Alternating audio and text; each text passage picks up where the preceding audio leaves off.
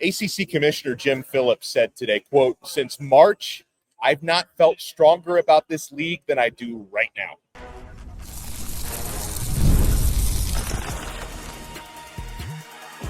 You are Locked On ACC, your daily podcast on the Atlantic Coast Conference.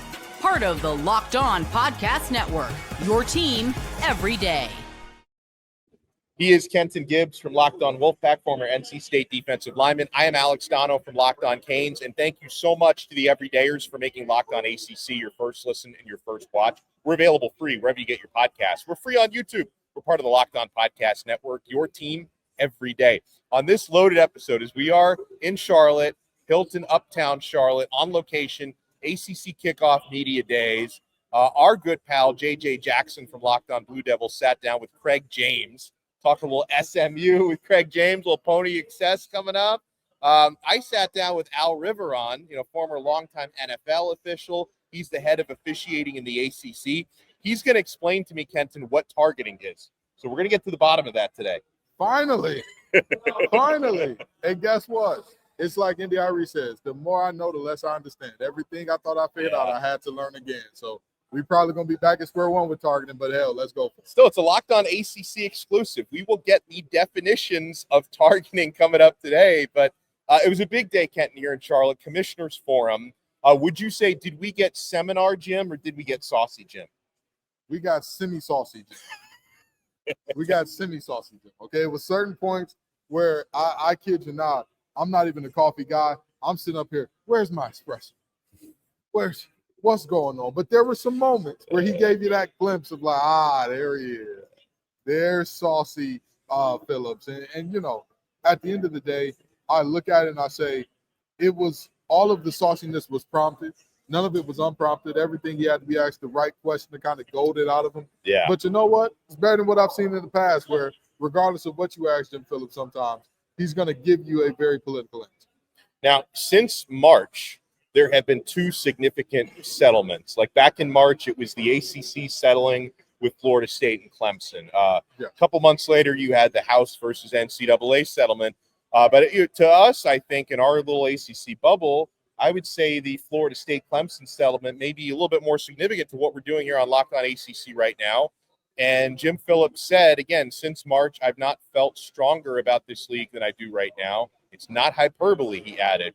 With record revenue distribution, national championships, and rising football success, we're in a great position moving forward. And, he spent a lot of time today, Kenton, talking about the concessions that were made to Florida State and Clemson in settling that lawsuit, where from where you and I sit, it certainly seemed like the ACC gave up a lot more than the other side gave up. And, of course, part of that is the brand initiative. Right, which again, and I think it's important pointing out because a lot of people will say, oh, well, now the ACC has agreed to pay Florida State and Clemson more money. I mean, not exactly, because every team in the ACC is going to have the same opportunity if you get higher TV ratings, if you generate more revenue, to make more revenue. And I see the face you're making at me right now. So did Jim Phillips do a good enough job selling the idea that this is better for the entire league, not just better for Florida State and Clemson? I will say this. Jim Phillips did a good job, and this is what I mean by we got semi-saucy Jim Phillips, because this is one of the saucy moments. When he goes in and says, we need to move forward. We need to no longer look at what happened in the settlement and arrangement, and we need to kind of look forward at what's best for the conference at large. That, to me, means something in terms of, hey, it is what it is. Let's just move on at this point. Because if we are talking about the settlement, and we are trying to pretend, hey, this was in the best interest of all parties, I would ask this, right? In theory, Wake Forest has an equal opportunity as Florida State to benefit off that, right? So clearly they will make as much revenue Wake Forest will as Florida State will. Exactly. But in reality, Wake Forest is about as big as my high school. Yeah. They're very close in size. If you Google Cass Tech and Wake Forest in terms of Wake Forest undergrad enrollment, very close. So obviously you realistically do not have the same chance to make the same money as a Florida State. So yes, this was a win by the major schools, by the power schools, because success initiative isn't enough when you can go 2-10. Right. It's not enough. But you know what is enough? More people will watch us go 2-10 than watch you go 10-2. A lot of people watched them go 2-10 last year. Successful hate watches everywhere in Miami. Successful hate watches everywhere in Gainesville. And Jacksonville. Everywhere except Tallahassee, there were lots of successful hate watches. Yeah. But in all seriousness, this was a moment where, you know, the part to me that I kind of sat with is him saying, just move on. Just move on. It is what it is. And I'm like, you know what? He's right. Because we have acknowledged time and time again, ad nauseum even, hey, this was a terrible settlement for the ACC. Yeah. We've acknowledged it. We've talked about it. We've covered the angles of this thing from every which way.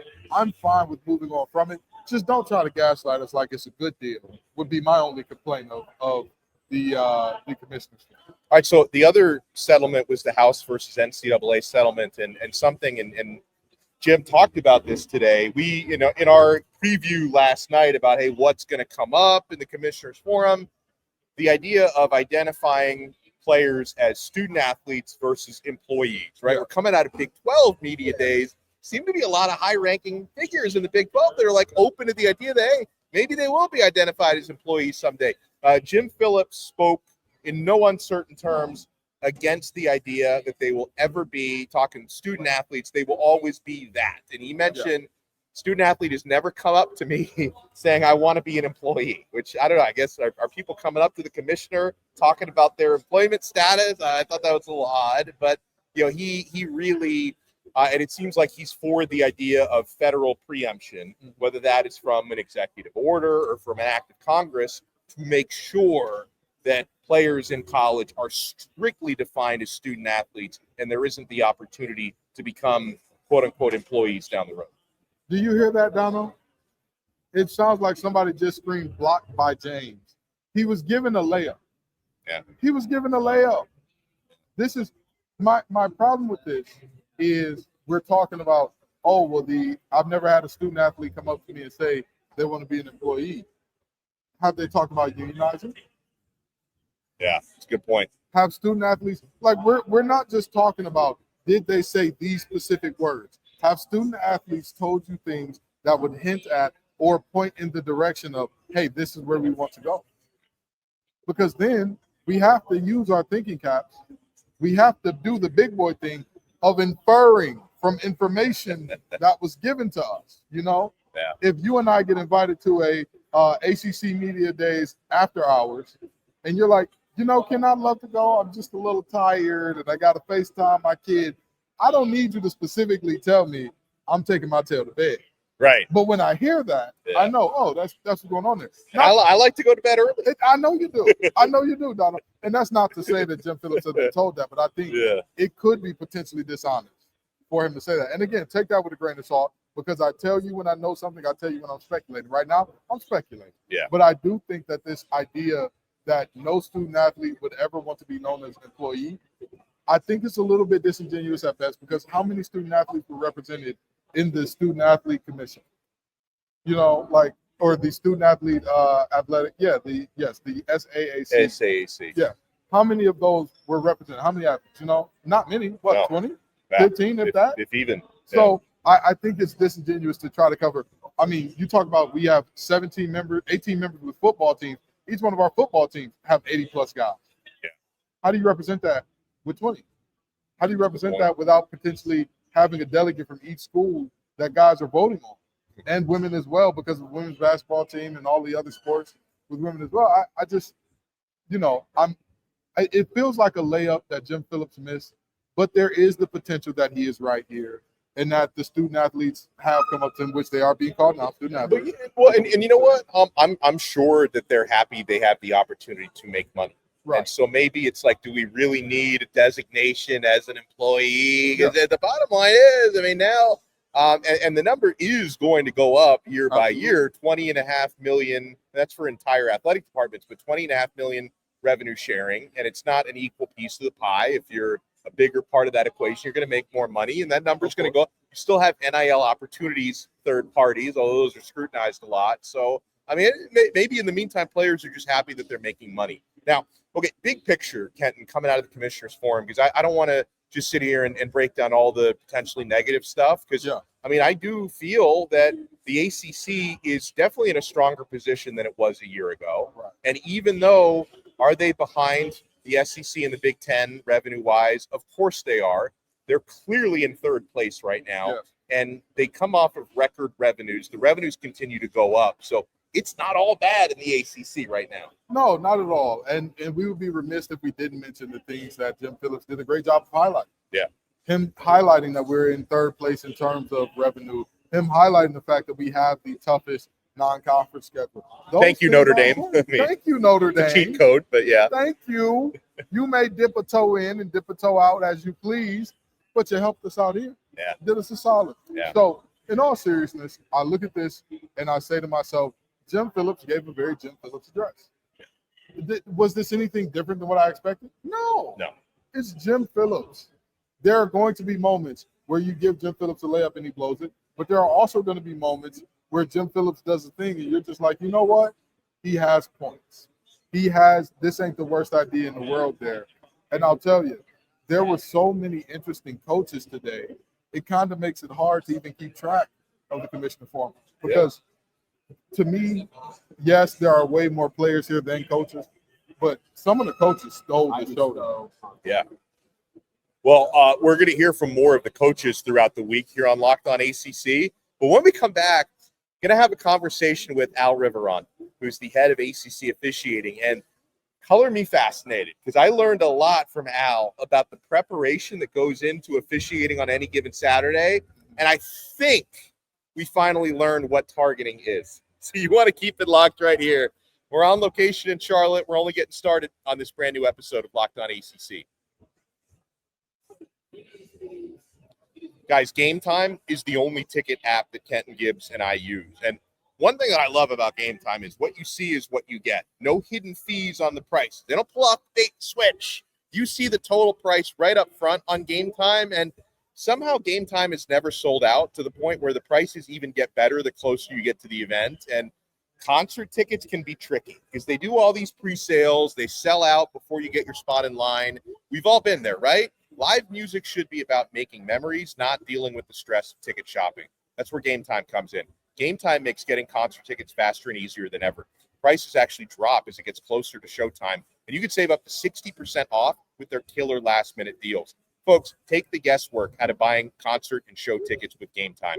Download the Gametime app, create your account, and use code LOCKEDONCollege for $20 off your first purchase. Terms apply. Again, create your account and redeem code LOCKEDONCollege. All one word, LOCKEDONCollege for $20 off. Download the Gametime app today. Last-minute tickets, lowest price guaranteed. We were talking with the coordinator of ACC football officials, Al Riveron, or if I want to say it like my Miami roots, Al Riveron. Riveron, you have to roll the R. Roll the R. You got to roll the R. And Al, so many questions with officiating. Let's talk about specific stuff for 2025 first. We had ACC versus SEC game last year, Georgia Tech. They went to 8 overtimes. The timeouts, TV timeout situation was a mess. I understand there's going to be some kind of a change taking place there. What are we looking at? So there is actually, and probably because of that game and a couple of games in years past, what the new rule now says that each team will be afforded a timeout after the first, second, and third periods, and then it stops. And there's no carryover except for the last one. So basically, you go the first OT period, and you use it or lose it. Yeah. Second OT period, use it or lose it. Then you have the third OT period. That one, if you have another overtime period, you can keep that one and use it later on. What we don't want, because it just doesn't play well. It doesn't play well. And basically, we're having 8 seconds of action. We're having a timeout. Another 8 seconds of action. Another timeout. So there has to be a certain flow that's maintained in the game in order to not break up the entertainment value of it. And that's important in our game. Another issue that's pretty prevalent among fans are the whole faking injuries for a timeout. I think there were maybe some changes last year, but is there something additional happening this year to safeguard against that? Yes, there is. And people refer to it as the feigning rule, but it's really not. Basically what it is now, if we determine or if a player goes down on the ground after the ball has been spotted, that team will be charged with a timeout. So now if a player's trying to get off the field and limping and we stop the game, or we see a player that maybe we don't think should participate in the next play, that's on us. We'll stop the game and they can leave. But if the ball is spotted, we spot the ball for the offense. Clearly the ball is on the ground. An offensive player goes to the ground, we will stop the game. The player has to leave for at least one play, and then that team will be charged with a timeout. If they don't have any timeouts remaining, they will be charged with a 5-yard penalty. I respect the officiating world. I know a lot of fans are like, oh, these referees. I know that there's so much that goes into this. In terms of preparation and the standards for ACC officials, like how does one become an ACC football official in 2025? Well, number one, to get there, you have to be one of the best in the country. Yeah. We have the best staff in the country. Other people might not agree with me, but we have the best supervisors, the best teachers in our program. And that's what it is. It's about teaching, training, and developing. We also have an alliance of about 300 officials, 4 other conferences that work with us and have privileged information as to what our supervisors and our teachers and our evaluators teach. So you develop an official. And I'm not going to tell you it takes 10, 12, 13 years to get to this level, but you just don't say, I want to be an ACC official. You have to prove yourself in the same way you prove yourself as an athlete. You go from 85 pounds to 95 pounds to 100 pounds to 140 pounds, and then you play in high school. And if you're good enough, then you get to play in college at a certain level. And then very, very select few get to be at this level and maybe the next level. So it's a process, and it's a long process. Now, in terms of if there is a game where there are, critical officiating mistakes, how does the process go in your department when it comes to reviewing that, finding out not only like how to address that and clarify that, but if, there is any sort of discipline that needs to come into play for an official who makes, a tragically bad call? Well, let's talk about what a tragically bad call or a mistake is. First of all, if you are reviewing the people that work for you and they consistently grade out above 98%, you're doing pretty good. Yes, and mistakes happen. As long as coaches coach. You just saw that I had a great conversation with Ron Riveron. We've known each other for a very long time. So, and he will be the first one to tell you, as long as coaches coach, players play, and officials officiate, we're going to make mistakes. A coach will never put their team in the right scheme for 177 plays. A quarterback is not going to go 25 for 25, and we're going to have fumbles. Yeah, it's going to happen. We're going to make mistakes. Some of those by rule are reviewable. Some are not. The ones that are reviewable, then we have to get right based on the video evidence provided to us. And it's the same thing as you sit in the jury box. If you do not have indisputable evidence to overturn the ruling on the field, then you cannot change the ruling. Now, you also talked about penalties. If we have an official, and remember, these officials, we sit down after the season, we look at our staff, all 105 of them, and we evaluate them, we train them throughout the year, and then we have a process. What do we bring back? How much do we bring back? Where do we go? They're reviewed every single play of every single game, and that all at the end comes out to fruition, and whether we hire them again. There are those situations, and not so much about a holding or a judgment. Judgment calls really are a different level. If we have an administrative situation where we just don't get correct, now we're looking into maybe there's other things we need to do after the game.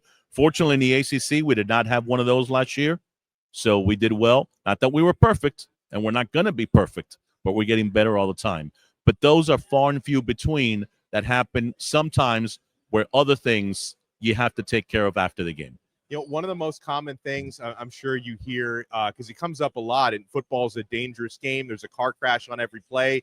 Targeting, right? Where sometimes fans will say, oh, that was clear targeting, wasn't called, or that wasn't clear target. I'm not even sure what clear targeting is. Like, how difficult is it for you guys to even define that? So, number one, health and safety is number one. We have to make sure our student athletes are healthy and are safe. And we are the gatekeepers of the game. Yes, sir. We have to make sure that when we look at the lower levels, at the 75-pounders and the 85-pounders and the 100-pounders, that those parents are gonna let Johnny and Sally play football. because if we don't have that at the grassroots level, we lose this wonderful game. Targeting. There's two forms of targeting. There is targeting on a defenseless player, and that is forcible contact to the neck or head area of a defenseless player. That's one aspect of it. The other aspect is forcible contact to an opponent with the crown of the helmet. And that is strictly defined to the 6-inch radius at the top of the helmet. And again, if you're going to disqualify a player for that, you need to have indisputable visual evidence to do that. This is the stuff fans want to know, and Al Riveron is nice enough to provide these answers. And of course, you're a veteran official in your own right. What was the craziest thing that ever happened to you on the field, Al? Did you ever get run over? Like, did you ever find yourself wrong place, wrong time? I did. I got run over a couple of times because I was in the wrong place at the wrong time. But fortunately, I survived enough to stay in there. But the craziest things don't happen usually on Saturdays or Sunday. They happen at the level I referred to earlier. The youth league game, yes. The 100-pound game, when a kid takes the ball and runs in the wrong direction, or a parent comes on the field, something like, or the lights go out. That's where all the crazy stuff. And if you get by that stuff and conquer that, then you have a shot at the next level. Al, if you back in your officiating days in the NFL, you get assigned a specific game for a Sunday, or one of your ACC officials gets assigned a certain game for a Saturday. Look, what kind of preparation goes into that? Is there any sort of team-specific preparation, or is it just kind of the rules of the rules, and there's not really any difference depending on which teams are on the field? This is where technology has really helped. We scout our teams. Yeah, that's what I was wondering. We do. We scout our teams. And not because we're looking at 62 for holding and that he has 6 or 7 fouls during the No. Right. We want to make sure on 3rd and 4, when the score is at such a point and we get a 3-receiver set on our side, that we have some kind of idea of what patterns they're going to run. Okay. So we can get to that mesh point before they get there. The key to our success is right place, right time. And you can't do that by going out there on Saturday afternoon and figuring that out. You have to be aware of certain tendencies, certain situations by certain teams at certain times. So that takes a lot of scouting. If you don't put in 30 or 35 hours during the week, it's going to show up eventually. Those 3.5 hours on Saturday, that's the easy part. The hard part is the 30 or 35 hours you put in of film work, meetings, Zoom calls, evaluations, critiquing. That is the preparation for the game itself. The 3.5 hours are the easy part, the fun part. See, that's fascinating. So you really have to prepare like you're a coach for these games. Yes, we do. I love that. Anything else, Al, before we let you run, that we should know specifically for the upcoming season? We talked about a couple of tweaks, rule changes. Is there anything else maybe I didn't cover that might be different in 2025 from 2024? Well, this year with the ACC, we're going to do something that no conference has done or will be doing this year. We're going to allow full transparency when it comes to our review process. Oh, in other words, excited for that. I don't know if I'm excited or not, but yeah, we are. You don't have to be excited.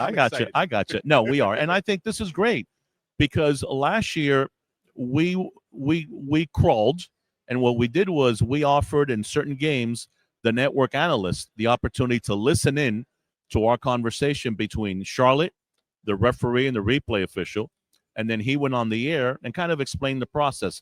This year, in addition to seeing the video, you're going to have the audio. So America will be able to listen to it. And then we're not asking America to agree at the end. We're just asking, listen to the process, make sure we did our due diligence to achieve the outcome, and then make sure we know the rule. Make sure before we get critiqued, for lack of a better term, that we take the rule into place. It'll be interesting, but I think it's a great opportunity for the ACC to show America that we are pulling back the curtain, showing that we are very good at what we do. And bravo. I think people love transparency. Al Riveron, thank you so much for taking the time here on Locked On ACC. Enjoy the rest of your media junket. I know you're making the rounds out here. Enjoy the rest of your day. This is fun. Thank you very much for having me. Thank you. Thanks so much to ACC head of officiating, Al Riveron. And coming up next, Kenton, our guy, J.J. Jackson from Locked On Blue Devils, he caught up with Craig James. Because you finally get your SMU talk. You've been starving for some Pony XS, a little SMU. So how excited are you, Ken? I'm extremely excited, and I got to learn about the Pony Express Award for Best Duos in college. That's right. Love it. Loved everything about it. I caught up with Craig James myself, just not on camera, and we had a good old time. I love that. So Craig James is coming up next right here on the Locked On Podcast Network.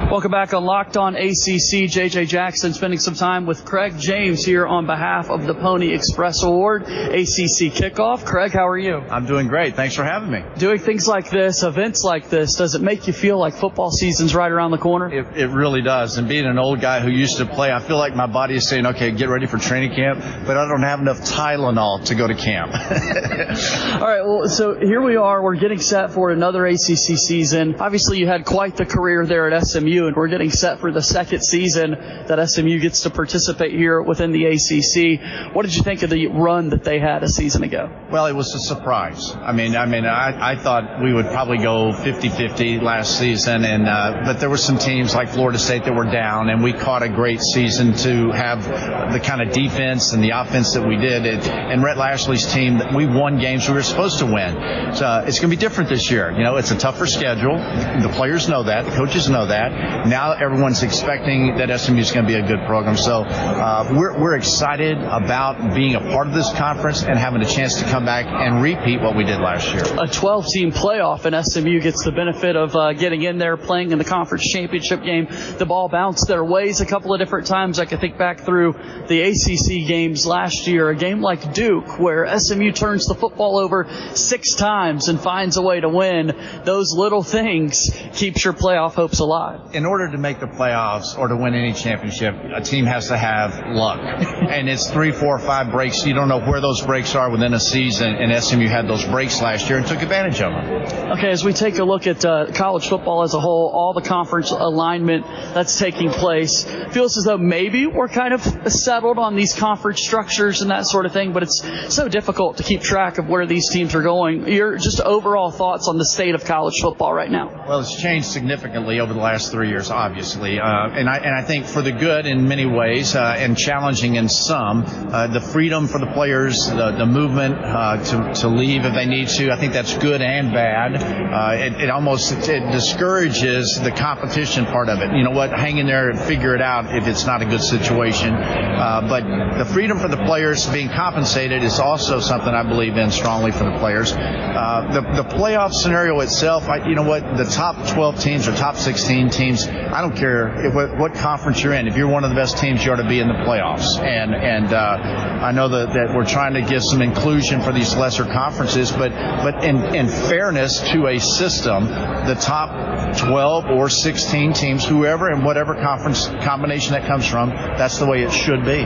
Which is the way I think it will continue to play out in the years to come here. Craig James joining us here on Locked On ACC on behalf of the Pony Express Award. Kind of give me a little overview of what this is. So Eric Dickerson and I were the Pony Express, and Eric and I marvel at over 40 years how many people still call. I get mail by the droves each week on the Pony Express. Eric and I can't believe that. So we've created the award that recognizes the nation's most outstanding tandem. That could be 2 corners, 2 linebackers. It could be 2 runners, quarterback, tight end.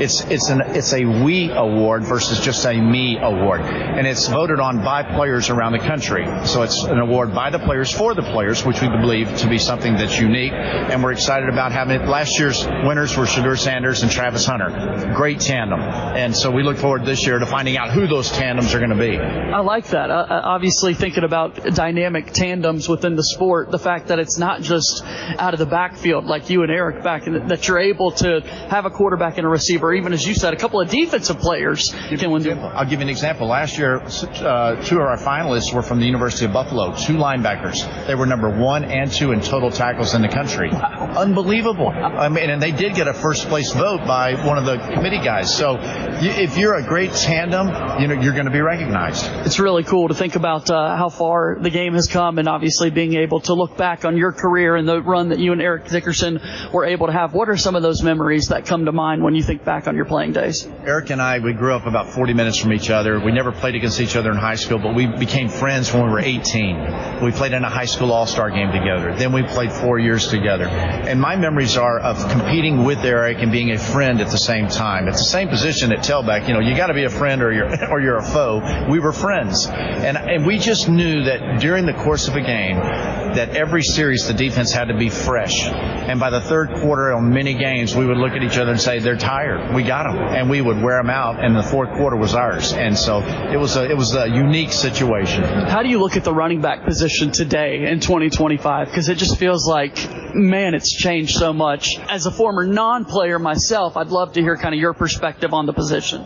Well, you look at the teams who win. And if you win, you can run the football. If you win in football, you can block and you can tackle. The game has changed in the sense that it's got different terminology, but it's still running and blocking and tackling, running a flag, running a post, covering in zone or man or a combination. And if you don't have a running back, Derrick Henry, look, what does he do for a team, right? And if you've got not everybody has a Derrick Henry, but if you can't run the football, you've got a real deficit there. You may score 40 points, but you're going to give up 42 or 44. You got to be able to run the ball. When you look at the ACC this upcoming season, are there any running backs that really jump out to you that folks should have their eyes on? Well, we don't know. And I'll give you an example like last year, Brashard Smith at SMU. Wasn't even a running back. He was like a number 3 guy. He was going to get some carries. He was a returner and a wide receiver. Right. And the runners got hurt, and he becomes the running back and runs for over 1,000 yards. And that's the new uniqueness of college football. What school is going to produce a guy that shows up and all of a sudden runs for 1,000 yards?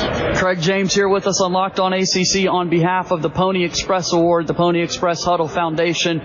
How can people get involved? How can they support everything that the Pony Express Award's trying to do? Well, thanks for asking. We have a website, theponyexpressaward.com, and we're going to be releasing content as we go through the season, who our list is, and some information along the way. And Eric and I are brothers in Christ. We love the Lord. We want to be able to share our story and our testimony of our friendship of 50 years and how it can be done. Thanks for being here today, Craig. Really appreciate it. Thank you for having me.